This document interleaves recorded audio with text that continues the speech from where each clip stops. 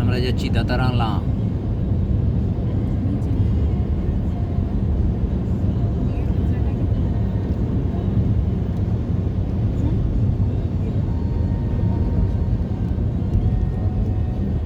Scenic beauty.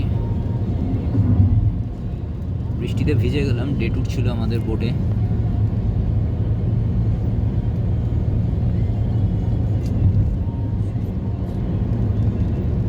সবুজে সবুজ লঙ্কাবি।